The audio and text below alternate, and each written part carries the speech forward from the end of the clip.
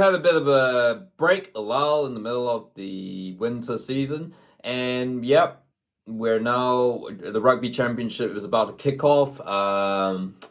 And yeah, I guess there's a lot of after the appetizer with the cross hemisphere internationals last month. There's quite a bit of intrigue into how the teams are shaping up. There's certainly been a lot, all of them have had coaching changes. Well, I mean, even South Africa, yes, because it's really just their new coach is really their old coach. Of course, Rassie Erasmus coming in for Nubar. But yeah, certainly across the board, you got, All Blacks have Scott Robertson, Joe Schmidt's at the Wallabies, Argentina's got Felipe Contepomi, and certainly, yeah, and I guess there has certainly been a lot of, as you could see, as evident from the July internationals, there has certainly been a lot of getting used to the new coaching system, new coaches, structures, new players have moved on, new players have come in.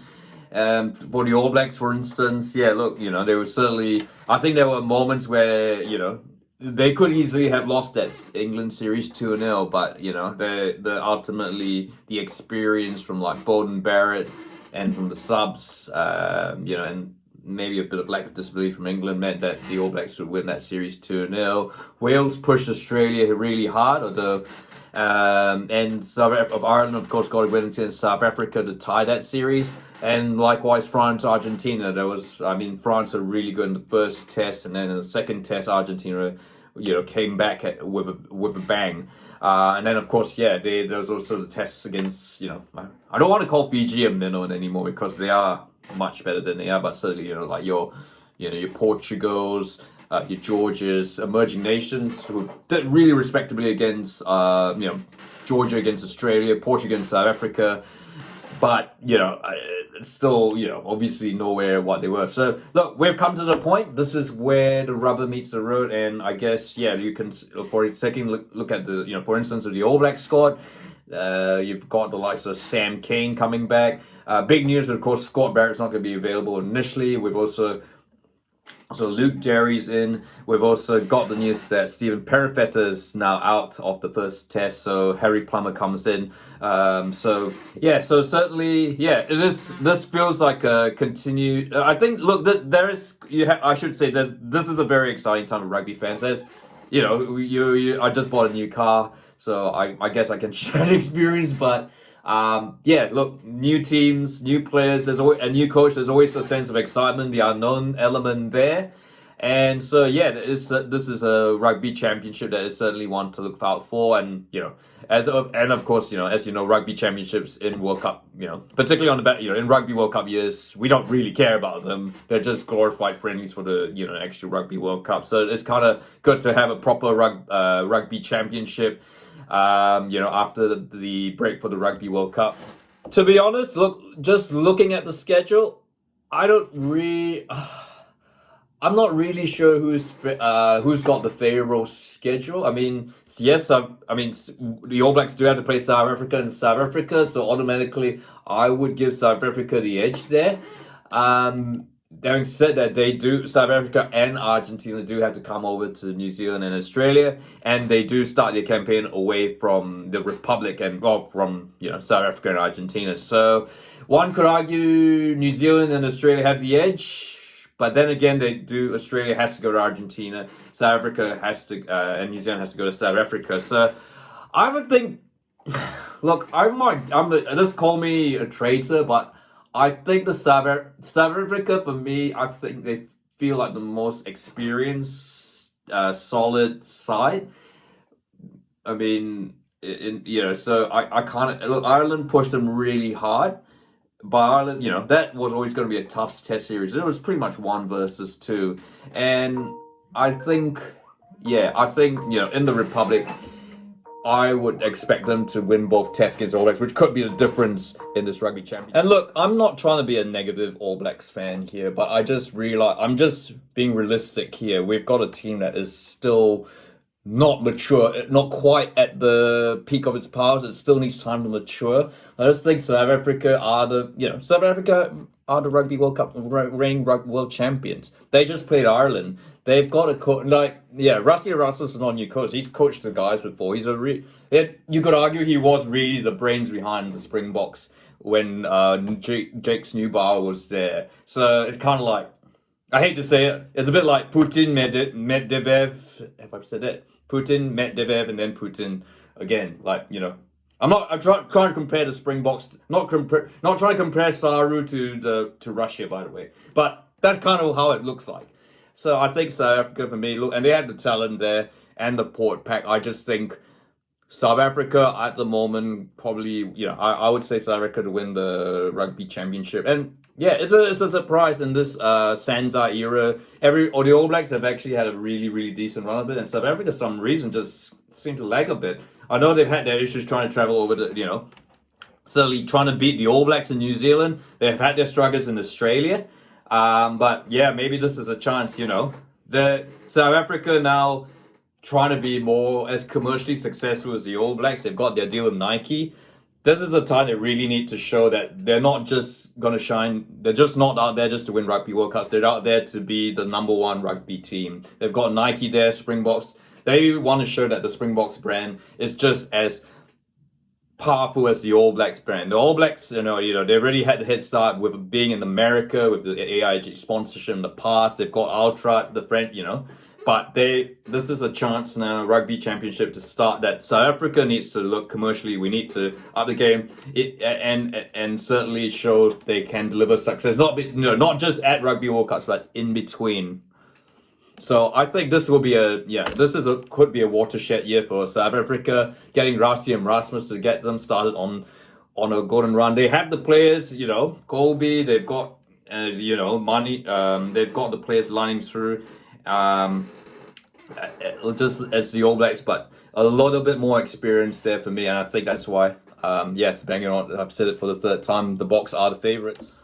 But yeah, I guess we got to talk about the other teams. Wallabies with Joe Schmidt. I think they are the Wallabies have definitely shown signs of improvement under this new Joe Schmidt regime. But it is still a team pretty much in development, just like the All Blacks. I think certainly a little bit further behind the All Blacks, because of course we are talking about Australian rugby. But look, I think the signs are promising. 2027 is the Rugby World Cup in Australia is getting ever closer, and I'm sure Australia really want to make a good show of it there. And I think the July test has certainly what they've shown has been really promising so far.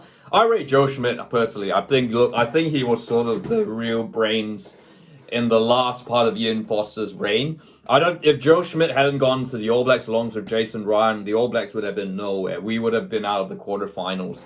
But Joe Schmidt is a really, really underrated coach. And I think with Australia, as long as, which I think they will, because I think we've got Phil Waugh and Tim Horan, or is it Tim Horan?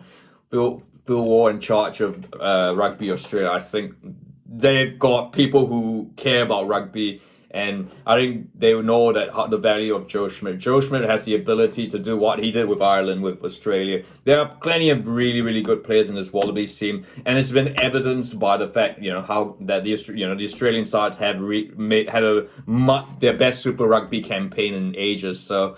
But I think in terms of winning the Rugby Championship, look, I think they will sneak a win. I think they should beat Argentina to finish third. They might sneak a win against South Africa at home, and that could very well be the difference between New Zealand and South Africa, with New Zealand or South Africa winning the Rugby Championship. But I think, third place, a respectable third place, I think that would do them nicely. And of course, there's still the luster, the fact there's still the Bledisloe Cup they've got to think about. Look, I guess they keep coming close. Will this be the year that changes it? Who knows? I think even All Blacks fans are kind of secretly wanting a bit of a change after 21 years of holding on to it, because really the rivalry does need to swap hands from time to time. So, but we shall see. I think third place for the Wallabies. And of course, finally, I mean, there's not really any Wallaby links with Argentina before because Michael Cheika has now left Los Pumas. Argentina for fourth. Look, they're not Italy. They're not like Italy. I think Argentine rugby is much closer than, more competitive than you think. With Felipe Contepomi, I like to think that they might try and move, the backs might try and improve. Of course, Felipe Contepomi is one of Argentina's greatest backs. But essentially, I think we're still going to see, it's pretty much going to be forward dominance, with the odd, flair from the backs, which Argentina do have good backs. Look, I know it is the demise of the Jaguares is kind of maybe hurt them a bit. In fact, that they have all of them have to break up play for the big clubs in England, in France and Wales, all over the world. But yeah, look, I think. But look, they are still a very formidable team. And I think, certainly Argentina, I think if they target one win, getting a win against Australia, maybe South Africa at home, then, I think Argentina will say they have a good campaign. But also my Rugby Championship thoughts, it's a competition that is going to feel a bit stretched because you get 2 games in succession, then there's a break, and then 2 games, another 2 games, and there's a break, and then 2 games. But look, it is great to see it back. I like to hear thoughts. Who is going to be the number 1 team in the Southern Hemisphere? Can South Africa maintain their status as the number 1 team? Of course, they have the Rugby World Cup. Can they back it up with a Rugby Championship, or could Scott Robertson win his first piece of silverware with the Rugby Championship? And of course, there is the Bledisloe Cup that New Zealand needs to think about.